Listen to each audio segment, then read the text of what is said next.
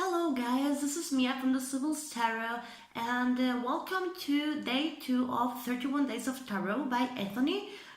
Today we are going to speak about the top 5 decks of 2017. So I have made my choice here, and actually none of these decks actually launched in 2017, but they were all acquired that year. So, well, you're probably sick of hearing me speak about this deck, but yeah, this was a deck I got in 2017 for the 3 wise men who are about to come, and I wonder what they have in store for me.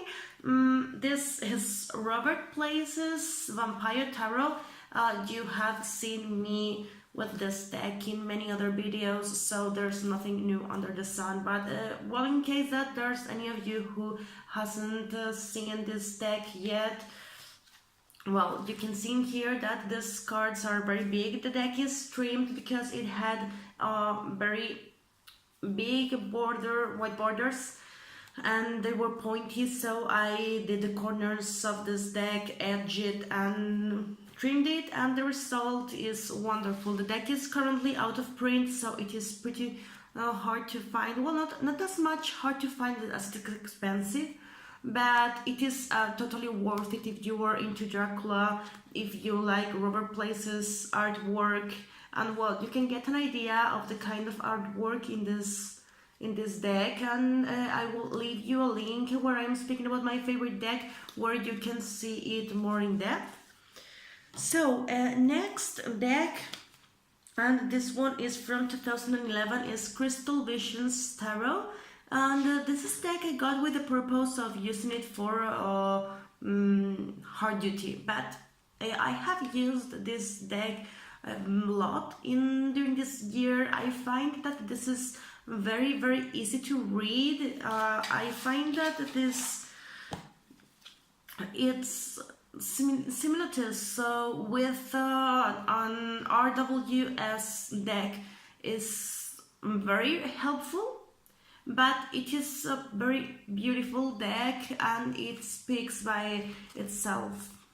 So here you can see some of the cards, but well, you can see this 8 of Swords here and see that the symbology is very similar to, it's basically a clone of a Rider deck.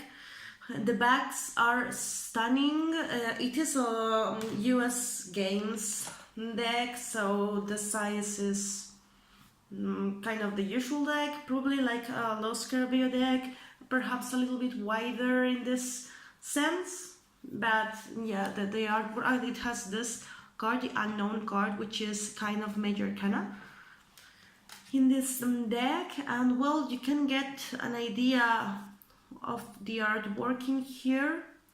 Each suit has like a color palette, as you see, like the suit of Pentacle is very greenish and brownish and like earthy colors, and swords are purple but in the darker spectrum of purple, and there is a lot of white and gray, and there is a lot of fiery red and brown in the suit of Wands. And water is very similar to, let's see if we can find that card, a water card, yeah, here. The suit of water is more similar to the suit of swords. Sorry, I don't know how to speak today.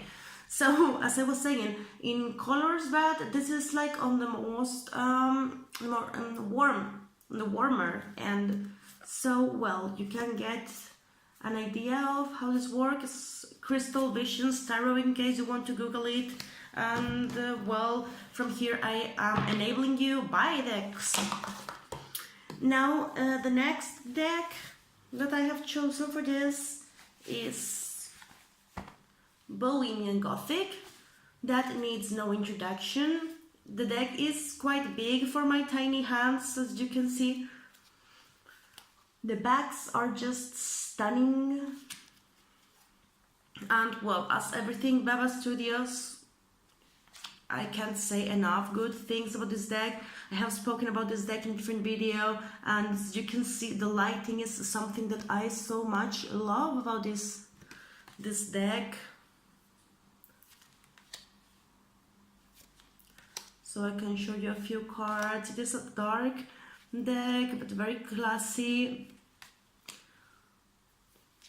You can see in here it works wonders with shadow work, but as well, this is a deck that I find very easy to read with when I want a whole picture, like, okay, because it's a deck that with which I can very easily read the good and the bad and the ugly, and it is something that I love. It is like very realistic.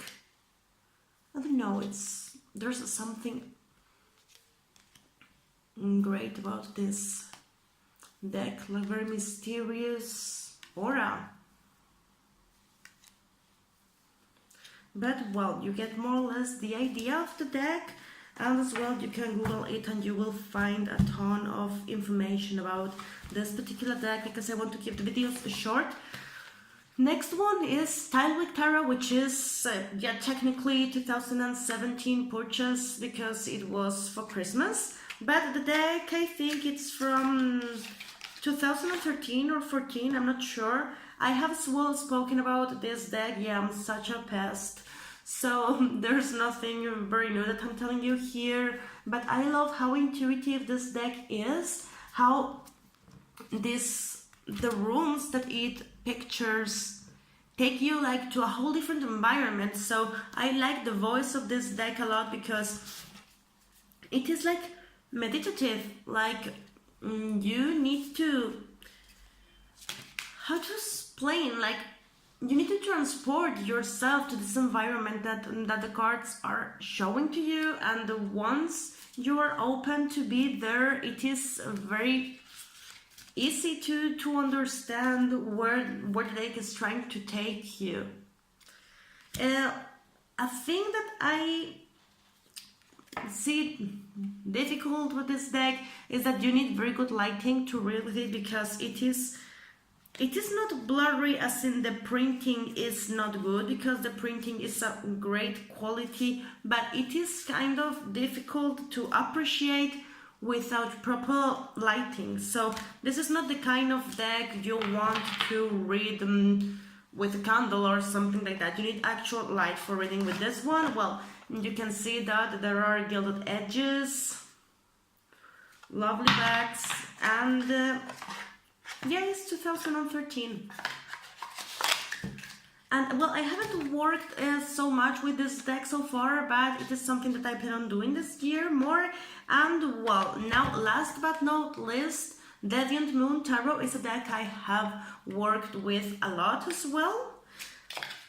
This deck leaves no one indifferent. I mean, people either hate the deck to death and find it gross and everything and nightmarish, or they love it. So well, I was on the side of people who were like grossed out by this deck, but the more I looked at it, the more I started to like it, and I ended up feeling the need of getting it, and we have worked very well together. I have edged it with a silver Sharpie, as you can see. And well, this is the borderless edition, which I love. Like, there's a lot of space for the image, so this is like a very intuitive deck, but at the same time, like, the pictures are pretty self-explanatory. I find this deck to be very clear, and well, you can see that the cards are the kind of oddity art. So this is definitely a deck that you either love or hate, and right now I am in the enamored side. So as well, there are plenty of images of this deck that you can find online if you want to see the deck in full. I love how there's no wasted space for titles in the minors of this borderless deck, and it is something I really like. So well, this has been day 2, and I will see you tomorrow with day 3. Thank you very, very much for watching and bye.